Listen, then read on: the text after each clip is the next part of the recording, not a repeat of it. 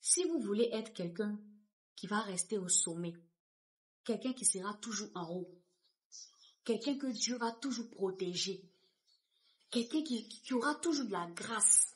Si vous voulez être quelqu'un qui va rester, qui va monter, puis qui va rester au sommet, apprenez à avoir un bon cœur et un bon caractère. Je vous assure, les amis, ça va faire toute la différence. Je sais, c'est pas des choses qu'on aime entendre sur les réseaux. Sur les réseaux sociaux, on veut que les gens viennent nous dire ce qu'on a envie d'entendre. Mais parfois, les gens ne vous disent pas la vraie réalité en bas. Les amis, si vous êtes quelqu'un, vous avez un mauvais cœur, vous enviez les gens, vous jalousez les gens, vous faites du mal aux gens, quel que soit ce que vous allez faire, quand vous serez au sommet, là, vous allez tomber. C'est comme ça que les lois spirituelles sont configurées. Vous ne pouvez pas être quelqu'un qui fait du mal aux gens, qui en veut aux gens, qui envie les gens, qui critique les gens, qui jalouse les gens. Et puis vous allez vouloir rester au sommet. C'est pas possible. Ces choses-là ne vont pas ensemble. Je dis ça pourquoi? Parce que on est une génération aujourd'hui où les gens, parce ils jalousent les gens, ils critiquent les gens sur les réseaux, ils font écoutez. C'est-à-dire que moi, c'est un truc que je prie toujours pour ça. Je demande à Dieu toujours, papa, donne-moi un bon cœur, donne-moi un bon cœur, donne-moi un bon cœur. Parce que, en vrai, même si vous avez des grâces, même si vos relations vous font monter, même si un jour vous avez une chance, si vous avez un mauvais caractère, si vous faites du mal aux gens, vous n'allez pas rester au sommet. Vous n'allez pas rester au sommet, vous allez descendre très bas. Et ça sera difficile après. S'il y a il y a une parole dans la Bible qui dit, veille sur ton cœur, car c'est de lui que viennent les sources de la vie. Votre cœur, là, vous devez veiller dessus. Ne permettez pas que votre cœur soit une poubelle des rancunes. Ne permettez pas que votre cœur soit une poubelle de jalousie. Si ta copine a réussi, sois content pour elle. Si ton copain a réussi, ton camarade a réussi, sois content pour lui. Si ta copine s'est mariée jeune, sois contente pour elle. Si ton ami avec qui tu étais avant, il a créé son entreprise, il est devenu milliardaire, sois content pour lui. Mais tu étais avec ton ami, parce qu'aujourd'hui il est devenu riche, toi tu n'es pas encore arrivé là, tu es le jalouse, tu veux lui faire du mal, parce que ta copine s'est mariée avant toi, tu cherches son mari, tu la jalouses, et puis tu es étonné que ta vie n'avance pas, c'est pas possible. On peut, même si vous n'aimez pas la vidéo, c'est la vérité, vous ne pouvez pas avancer si vous souhaitez le mal aux gens. Vous ne pouvez pas avancer si vous enviez, si vous jalousez, si vous calomniez, si vous faites du mal aux gens. Vous ne pouvez pas avancer si vous volez les gens. Je vais vous raconter un petit témoignage. C'est l'une de mes mentors, Marthe Karine, qui a partagé le témoignage. Il y a un jeune qui est venu la voir et qui lui a dit, Marthe, on a commencé nos activités, moi et ma chérie, mais ça ne marche pas. On ne comprend pas. On fait l'activité là jusqu'à ça ne marche pas. On ne sait pas. Elle a commencé à creuser, à leur demander comment l'activité a commencé. Au fait, le jeune, il est arrivé dans un nouveau pays où son grand frère était. Il a immigré dans un pays, son grand frère était là-bas. Et son grand frère avait un business. Donc son grand frère, parce que son petit frère vient d'arriver, il lui a dit, bon, tu es mon petit frère, pour ne pas que tu restes oisif, viens m'aider, on va faire le business ensemble. Donc le petit frère a commencé à l'aider. Et les affaires marchaient vraiment. Il gagnait beaucoup d'argent. Il gagnait beaucoup d'argent.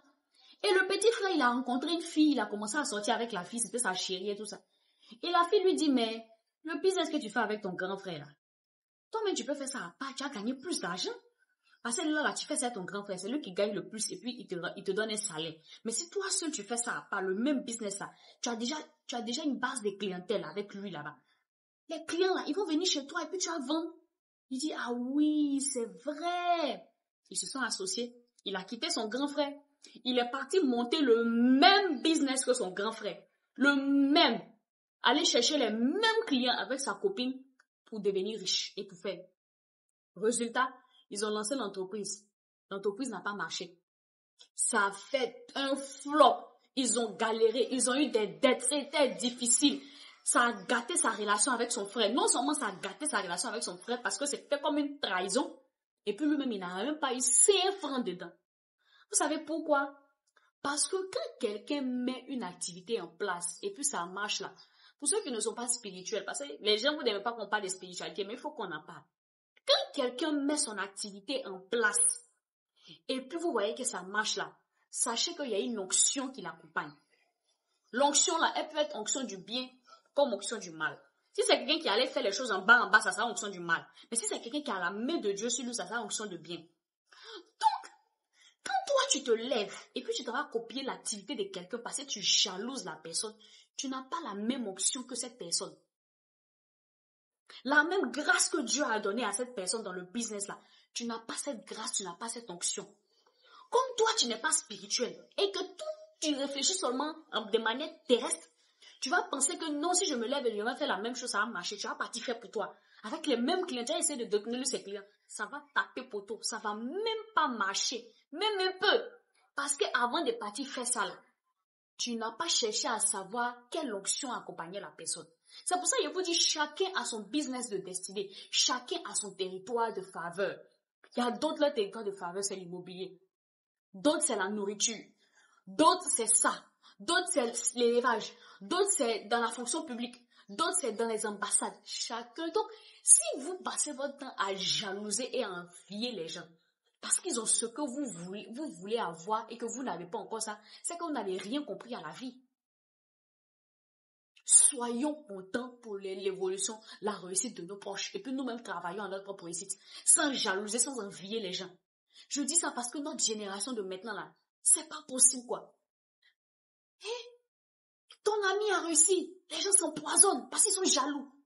Ils sont jaloux de tel, il l'empoisonne. Ta copine s'est mariée avant toi, tu es fâché, tu l'empoisonnes, tu cherches son mari. Ton frère t'a employé dans l'entreprise, tu voles ses biens, tu t'en vas. Tu cherchais travail, quelqu'un t'a pris, il t'a mis dans son entreprise, tu le voles. Et puis on est étonné, on dit non, ma vie n'avance pas, Seigneur, c'est compliqué. Hé, les amis, je vais terminer par ça. Quand vous posez de mauvais actes, quand quelqu'un ne vous a rien fait, et puis vous lui faites du mal, quel que soit le temps que ça va prendre, vous allez payer le prix.